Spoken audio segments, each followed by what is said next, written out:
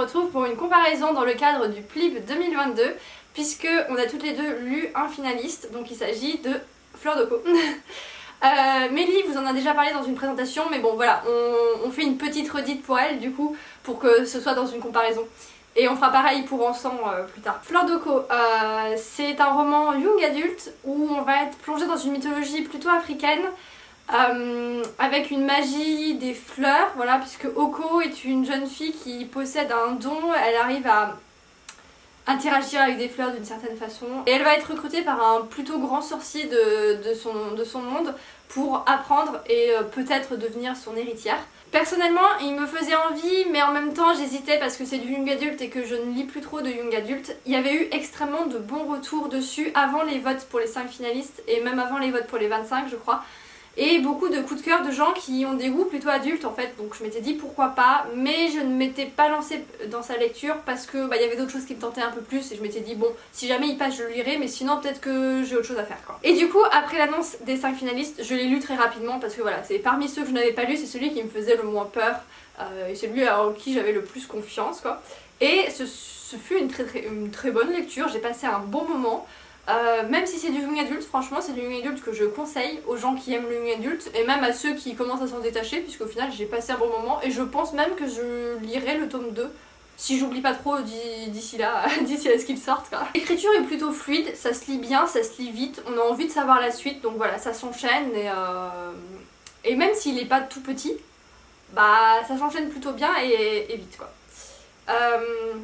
Par contre, il y a quelque chose qui m'a un peu coupé dans ma lecture, c'est les petites phrases au début de chaque chapitre qui mettent en place un peu la magie. En fait, c'est un peu des phrases marquantes, des comptines. Donc c'est des griottes qui nous racontent des petites histoires liées à la magie et liées au fonctionnement du monde. C'est pas mal en général ce genre de truc en début de chapitre, mais quand c'est tous les chapitres et que ça n'a rien à voir avec le déroulé du chapitre,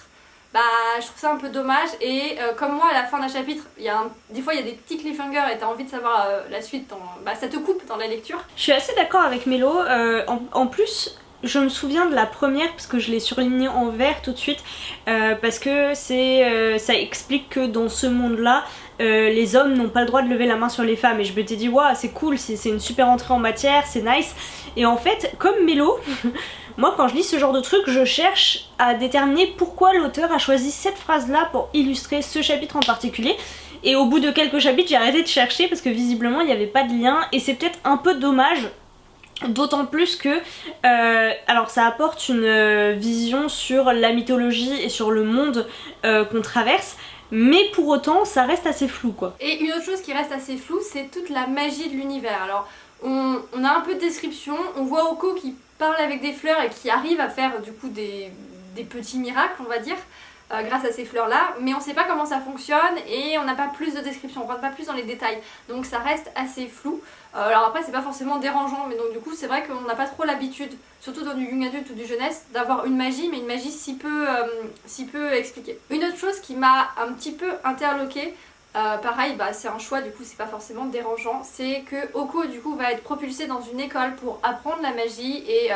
passer des étapes et être sélectionnée ou rater, échouer, et puis du coup ne pas être l'héritière du sorcier dont je vous ai parlé. Et dans cette école là, on a l'impression que cette école a des grandes valeurs et que voilà, elle est là pour aider les étudiants et tirer le meilleur parti d'eux-mêmes et voilà, sélectionner les meilleurs, mais en fait il n'y a aucune égalité des chances. La façon dont certaines choses se passent, dont les cours et les examens se passent, il n'y a pas d'égalité des chances. Et quand Oko vient s'en plaindre et vient démontrer que c'est pas normal, on lui rétorque des excuses un peu bidons, en tout cas que j'ai trouvé un peu bidons, comme quoi c'est à elle de faire un effort, de s'en sortir et tout, et puis elle en sortira grandie de tout ça et blablabla. Et voilà, je trouve pas ça tout à fait normal.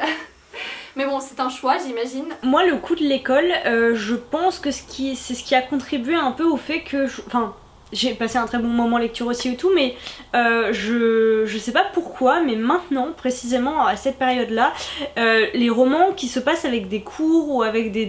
justement des écoles ou des études, moi c'est quelque chose qui commence à me fatiguer en fait, je commence à en avoir marre, c'est pas quelque chose que j'ai envie de lire maintenant. Alors après certes c'est une école un peu particulière tout ça, mais moi je m'y attendais pas du tout parce que dans le résumé en fait c'est pas évoqué, mais c'est comme Oko, enfin ça, si vous voulez c'est logique au sens où elle aussi elle se doutait pas que ça allait se terminer comme ça, elle débarque là-dedans et elle comprend pas, mais du coup voilà, moi c'est le petit truc, c'est pas mal fait, mais je m'y attendais pas et du coup en même temps je suis un peu déçue parce que c'est pas des trucs que j'apprécie beaucoup. Pour ma part, j'ai plutôt apprécié, même si j'avoue que si je lis un résumé qui me fait un pitch d'une école de magie et tout, j'irai pas forcément vers ce roman-là, il me faudra autre chose pour que j'y aille. Mais j'ai plutôt apprécié parce que cette école, elle est à côté, elle est au milieu, enfin voilà, elle est mélangée avec une cour, bah c'est une reine, ouais, avec Royale. une cour royale du coup.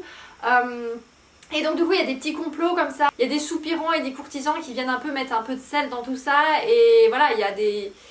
complots, il y a des mystères, il y a des choses qu'il faut deviner, lire entre les lignes et tout ça. Et donc c'est plutôt pas mal et c'est plutôt bien fait. Après j'ai rien trouvé d'incroyable moi dans ces complots, ou enfin si vous voulez il y a rien d'absolument bouleversant, il y a rien de dinguissime, les complots c'est des complots basiques de cours, après c'est pas du tout un reproche parce que enfin voilà ça fait partie de l'histoire tout ça, et j'imagine que c'est pas facile de trouver à chaque fois des nouvelles histoires, des nouveaux complots, tout ça ça va dans l'ambiance qui est donnée dans ce roman, mais moi de mon côté voilà, ça m'a pas renversé quoi. Voilà. C'est sûr, j'ai pas été transcendée. Après, pour du young adulte, c'est très bien. Ça sort des schémas classiques du young adulte. Enfin, ça sort pas des schémas, mais ça répète pas les mêmes schémas quoi. J'ai pas deviné à l'avance ce que j'allais lire. Et voilà, on n'a pas forcément la romance, on n'a pas forcément tous les codes qu'on retrouve souvent dans le young adulte qui sont vraiment de trop. Là c'est plutôt bien. Et du coup en parlant de romance, il n'y a pas forcément de triangle amoureux et à la fin il y a quand même une petite touche, mais je trouvais que ça change énormément d'habitude parce que je peux pas trop vous en dire pourquoi, mais déjà c'est pas un triangle amoureux où t'as l'héroïne qui hésite entre deux garçons, son meilleur ami avec qui elle a beaucoup de liens et tout ça, un passé, et un beau gosse ténébreux et mystérieux. Donc c'est plutôt original, ça fait pas toute l'histoire, et bon après je pense que ça sera peut-être un peu plus central dans le tome 2 parce que voilà, ça c'est un tome 1 quand même, ça reste assez introductif. Et donc forcément peut-être qu'il y a des clichés du young adulte qui se retrouveront plus tard, mais bon, pour l'instant c'est très bien. C'est vrai que ça pour le coup ça arrive tard dans le roman, cette histoire de romance et de liens amoureux, tout ça. Moi je l'ai trouvé très superficiel en fait. Bon, je pense qu'il y a une espèce de petit côté magique dedans aussi, c'est peut-être pour ça que ça va un peu vite, mais moi c'est ce que je reproche toujours de toute façon aux romances dans le young adulte, c'est la vitesse et un claquement de doigts et oh là, les sentiments s'éveillent et les pulsions arrivent. D'autant plus que dans ce roman c'est, comment dire, la plume est bien. Mélo l'a dit au début, moi je l'ai trouvé bien sans plus, ça se lit bien, ça se lit vite, c'est ok. Même si je vous en avais parlé dans ma présentation, moi j'ai des soucis avec les formulations et la syntaxe qui est utilisée parfois, bon voilà. Mais sur la fin du roman, à partir du moment où cette partie-là commence à se développer, on voit d'un seul coup surgir des expressions que j'exècre, qui me font lever au ciel et qui m'énervent. Je vous en avais cité quelques-unes dans ma présentation, je me souviens notamment d'une où il est question de jeter du sel sur les plaies de mon cœur. Enfin voilà, moi c'est des trucs comme ça, je me dis mais stop, en fait y a pas besoin d'en faire 3 tonnes, 3 caisses, surtout si ça va aussi vite, en fait c'est pas naturel, ça fait très superficiel, et moi c'est ce qui me dérange dans le young adulte en particulier. Et là, même si ça arrive tard, ça arrive quand même. Voilà, moi ça m'a moins dérangé, moins choqué parce que c'est moins central et que la plume elle est pas comme ça pour tout en fait. C'est peut-être juste pour ça, donc du coup je l'ai moins remarqué. Par contre je l'ai remarqué chez un autre finaliste et là ça va pas moins passer, mais on verra ça plus tard. Une dernière chose que j'avais envie de dire, et c'est un point très positif, surtout par rapport en fait à notre lecture de Nos jours brûlés, qu'on avait lu pour la mythologie africaine. Voilà, parce que c'est pas courant, enfin en tout cas dans nos lectures on a eu assez peu de livres qui se basaient sur la mythologie africaine, et donc du coup c'est un univers qu'on connaît assez peu en fantasy. Et donc du coup on s'était tourné vers Nos jours brûlés pour ça, et nos attentes avaient été un peu déçues. Et là c'est très bien fait, on visualise tout de suite, on comprend, c'est bien amené et tout, et donc du coup voilà, si vous voulez un roman avec de la mythologie africaine, lisez plutôt celui-ci plutôt que Nos jours brûlés. Je suis entièrement d'accord avec Mélo, je vous l'avais dit déjà, on est beaucoup plus embarqué parce qu'il y a tous ces éléments de culture en fait qui entourent cette mythologie, qui nous permet de plonger dans l'ambiance, qu'il s'agisse de la musique, des vêtements, de la nourriture. On parle de nourriture d'ailleurs, et moi ça me fait plaisir à chaque fois parce que j'adore la bouffe. Mais alors, je veux pas faire peur à certaines personnes qui ont un problème quand on parle de bouffe, mais voilà, ça fait partie de la culture en fait tout simplement, et là c'est évoqué la façon dont ils mangent avec les mains sur des nattes, qu'est-ce qu'ils mangent aussi, la façon dont ils s'habillent, la façon dont ils se coiffent, la façon, enfin les coiffes qu'ils ont sur leurs cheveux, et tout ça, même le type de magie avec la magie des osselets, la magie des plantes, voilà, on sent quelque chose de très chamanique là-dedans, et c'est super bien amené, et pour moi c'était un des très très gros points forts de ce roman, et ce pourquoi je le conseillerais, parce que définitivement c'est pas dans Nos jours brûlés que vous allez trouver quoi que ce soit. Et voilà, bah sur ce, je le redis comme je l'ai dit au début, si vous aimez le genre young adulte, je le conseille à 100%, vraiment, ce sera une très bonne lecture je pense. Je comprends qu'il fasse partie des 5 finalistes, même si du coup moi je n'aurais pas voté pour lui, j'aurais préféré mettre en avant d'autres romans, des romans peut-être plus adultes, plus de SF et tout ça. Mais je comprends qu'il soit là parce que c'est cohérent avec les goûts de la majorité des jurés au final. Et donc du coup dans ce sens là il mérite d'être dans les 5 finalistes, même si j'espère que ce sera mon gagnant, le gagnant est facile là mais bon. Je partage l'avis de Mélo, je pense que d'une certaine façon il a sa place parmi ces finalistes par rapport à d'autres qui très clairement on n'a pas trop compris ce qu'il faisait là. C'est pour moi parmi ceux que j'ai lus pour l'instant, il m'en reste encore 2 à lire, le plus cohérent, enfin après celui pour lequel nous-mêmes on a voté, hein, donc le Flor Vesco, c'est le plus cohérent jusque là.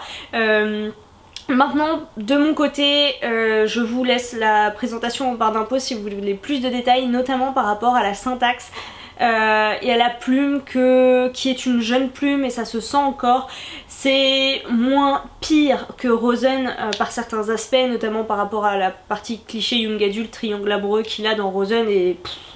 voilà. Mais par contre sur la construction des phrases, sur l'utilisation des mots, là par contre il y a toujours moi des choses qui me crispent. À force de lire beaucoup de choses et depuis des années, je pense que on a l'habitude de voir les syntaxes classiques et du coup quand il y a un truc un peu bizarre, forcément ça accroche, enfin moi ça m'accroche l'oreille, ça m'accroche l'œil, ça me et en l'occurrence c'était je me souviens plus exactement la construction de la phrase, mais c'est quelque chose qui revenait extrêmement souvent, j'en ai parlé en présentation, et comme dit Mélo, c'est une très bonne lecture effectivement, on passe un très bon moment, je le recommande. Maintenant ce sera certainement pas mon gagnant que j'ai déjà choisi, voilà. Donc voilà, ça aurait été une comparaison assez rapide qui se rajoute du coup à notre sélection de comparaison sur les finalistes. On espère que cette vidéo vous aura plu, on vous attend dans les commentaires par rapport à cette lecture, si on vous a donné envie de la lire ou si vous l'avez déjà lue et que vous avez des choses sur lesquelles vous avez envie de rebondir, on adore discuter avec vous, donc on vous attend juste en dessous. Et en attendant une prochaine vidéo, on vous souhaite à toutes et à tous de très très belles lectures.